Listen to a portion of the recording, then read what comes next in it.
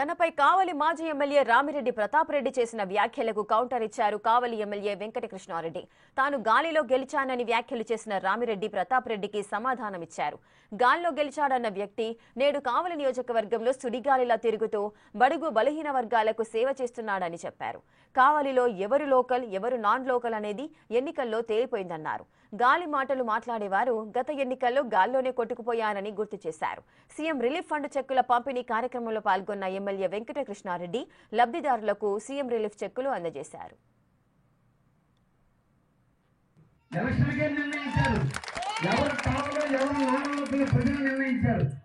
ఈ రోజు గాలిలో వచ్చిన కృష్ణారెడ్డి గాలి చేస్తూ కావాలన్న సుడిగాలిలాగా తిరుగుతూ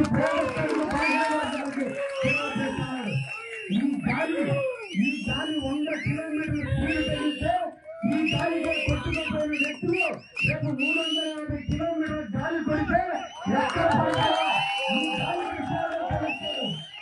ఈ గాలి కృష్ణారెడ్డి తొందరలో ప్రజలు చూపిస్తారు.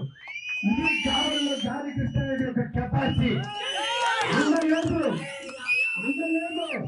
నాయకత్వ బలం లేదు.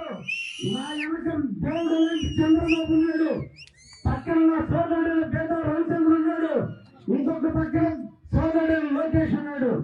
ఆ మొక్కలోని ధైర్యంతో ఎలక్షన్ లో ముందుకు పోతే కావలి ప్రజలు హక్కులు చేస్తున్నారు. 33,000 ఓట్లు మెచ్చారు ఈ గాలి కృష్ణారెడ్డికి.